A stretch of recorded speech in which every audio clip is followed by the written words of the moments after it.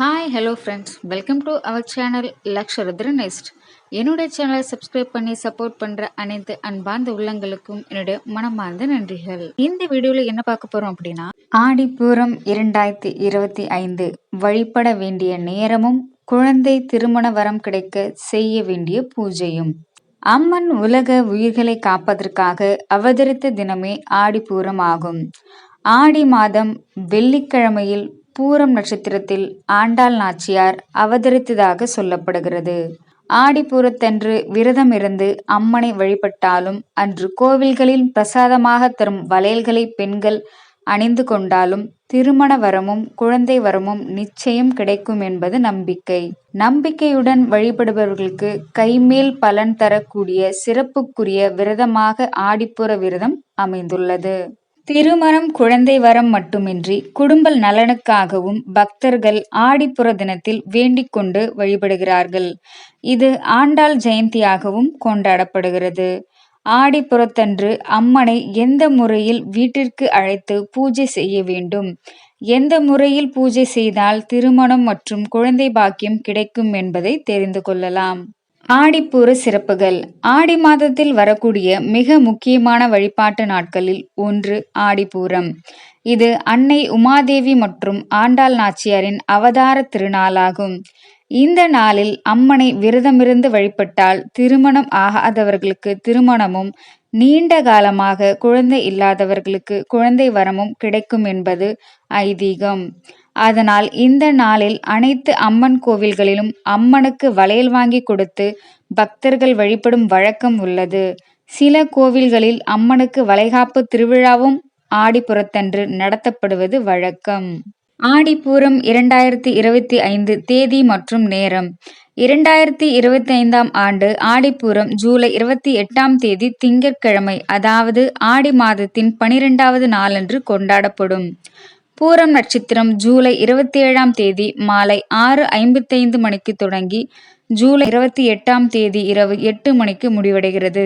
2025 ஆண்டு ஆடிப்பூரம் பக்தி கொண்டாட்டம் மற்றும் ஆண்டாள் தேவியின் தெய்வீக பிரசன்னம் நிறைந்த நாளாக இருக்கும் என்று உறுதியளிக்கிறது. அன்றைய தினம் சதுர்த்தி திதியும் இணைந்து வருவதால் விநாயகரையும் ஆண்டாளையும் அம்பிகையும் வழிபடுவது சிறப்பு. வீட்டில் ஆடிப்பூர வழிபாடு. ஆடிப்பூரம் அன்று அருகில் உள்ள அம்மன் கோவில்களுக்கு வளையல் வாங்கி கொடுத்து நம்முடைய வேண்டுதலை சொல்லி வழிபடலாம். திருமணம் குழந்தை வரம் வேண்டுபவர்கள் வீட்டிலேயே எளிமையான முறையில் வழிபடுவதால் அம்பிகையின் அருள் கிடைக்கும். வீட்டில் ஒரு மணப்பலகையை கிழக்கு மேற்காக போட்டு அதன் மீது மாக்கோலம் போட்டு சிவப்பு நிற துணி இருந்தால் விரித்து கொள்ளலாம். சிவப்பு துணி இல்லை என்றால் மாக்கோலமிட்டு அப்படியே வைத்து விடலாம். அந்த மணப்பலகையில் வீட்டில் உள்ள ஏதாவது ஒரு அம்மனின் படத்தை வைத்து அதற்கு மஞ்சள் குங்குமம் வைத்து பூ போட்டு அலங்காரம் செய்து கொள்ளுங்கள். அம்மனின் படத்திற்கு முன் வளைகாப்பிற்கு சீர் வைப்பது போல் சந்தனம், குங்குமம், வளையல், அக்ஷதை பூ ஆகியவற்றை தனி தட்டுகளில் பரப்பி வைத்து கொள்ள வேண்டும். வளையல்களால் அம்மனுக்கு மாலை போட்டு கட்டி போடலாம். பிறகு அம்மனுக்குரிய மந்திரங்கள், ஸ்லோகங்கள் சொல்லி அம்மனை அந்த மனையில் எழுந்தருள செய்ய வேண்டும். எதுவும் தெரியாதவர்கள் அபிராமி அந்தாதி படிக்கலாம். பிறகு அக்ஷதை பூ ஆகியவற்றை அம்மனின் காலடியில் சம்பித்து வழிபட வேண்டும். அம்மனுக்கு ஆரத்தி கரைத்து திஷ்டி கழிக்க வேண்டும். திருமணம் குழந்தை வரும் பெற வழிபாடு. அந்த அம்மனின் படத்தை எடுத்து பூஜை அறையில் எப்போதும் வைக்கும் இடத்தில் வைத்து விடலாம். அந்த மணப்பலகையை வீட்டின் கூடத்திற்கு எடுத்து வந்து யாருக்கு திருமணம் ஆக வேண்டுமோ அல்லது யாருக்கு குழந்தை வேண்டுமோ அவர்களை அமர வைத்து அம்மனுக்கு செய்தது போல் நலங்கு வைத்து ஆர்த்தி காட்ட வேண்டும். அக்ஷதை பூக்கள் தூவி அவர்களை வாழ்த்திய பிறகு அந்த பெண்ணின் கைகளில் வளையல்கள் மாட்டிவிட வேண்டும். அம்மன் அமர்ந்த இடத்தில் நாமும் அமர்ந்து இந்த சடங்குகளை செய்வதால் நம்முடைய வேண்டுதல் நிறைவேற நிச்சயம் அம்மன் அருள் செய்வாள். பிறகு அப்படியே எழுந்து சென்று பூஜை அறையில் அம்மனிடம் வேண்டிக் கொண்டு அம்மனின் முன்பு விழுந்து வணங்க வேண்டும். தேங்காய், வெற்றிலைப்பாக்கு, பழம் வைத்து குழந்தை வரம் வேண்டும் பெண்ணின் முந்தானையில் நிரப்பி பூஜை அறையில் சென்று வழிபடலாம். இந்த தேங்காயை அடுத்த நாள் ஏதாவது இனிப்பு செய்து சாப்பிடலாம். காரமான உணவுகள் சமைப்பதற்கும் வழக்கமான உணவு சமைப்பதற்கும் பயன்படுத்த கூடாது. கோவிலில் வழிபடும் முறை.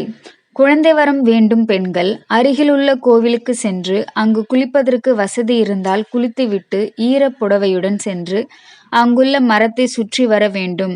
பிறகு நீங்கள் அணிந்திருக்கும் புடவையின் முந்தானையில் இருந்து சிறிதளவு கிழித்து அதில் ஒரு கல் அல்லது மஞ்சள் கிழங்கு வைத்து அம்மனை நினைத்து அந்த மரத்தில் கட்டிவிட்டு வரலாம். கோவிலில் குளிக்க வசதியில்லை என்பவர்கள் வீட்டிலேயே குளித்துவிட்டு புடவை முந்தானையில் இருந்து சிறு பகுதியை எடுத்து சென்று இந்த வழிபாட்டினை செய்யலாம். எதுவும் முடியாதவர்கள் கோவிலில் விற்கும் தொட்டிலை வாங்கி அம்மனிடம் வைத்து பூஜை செய்துவிட்டு பிறகு கோவில் மரத்தில் கட்டிவிட்டு வரலாம். ஆடிப்பூரத்தின் நன்மைகள். ஆடிப்பூரத்தன்று திருமணம் ஆகாத பெண்கள் விரதம் இருந்து அம்மனை வழிபட்டால் திருமண பாக்கியம் கைகூடும். இந்த ஆடிப்பூரம் நாளில் பெண்களுக்கு வளைகாப்பு நடத்துவது போல அம்மனுக்கு வளைகாப்பு நடத்துவதால் குழந்தை பேறு இல்லாத தம்பதிகள் அம்மனை வேண்டிக் கொண்டால் குழந்தை பாக்கியம் கிடைக்கும். உங்களால் முடிந்தால் மற்ற பெண்களுக்கு குங்குமம், மஞ்சள், வளையல்கள் போன்றவற்றை அவர்களுக்கு வாங்கி கொடுக்கலாம். இதன் மூலம் நீங்கள் நினைத்த காரியம் நடக்க அம்மன் உறுதுணையாக இருப்பார். இப்படி செய்வது உங்கள் இல்லறம் சிறக்க உதவும்.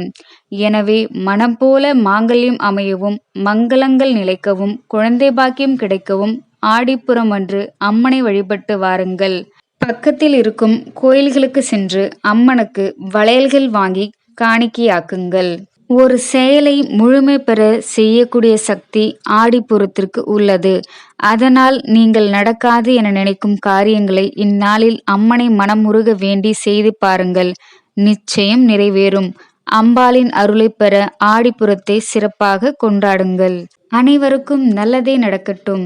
இந்த வீடியோ உங்களுக்கு பிடிச்சிருந்தா லைக் பண்ணுங்க, ஷேர் பண்ணுங்க, சப்ஸ்கிரைப் பண்ணுங்க. நன்றி, வணக்கம். தேங்க்ஸ் ஃபார் வாட்சிங்.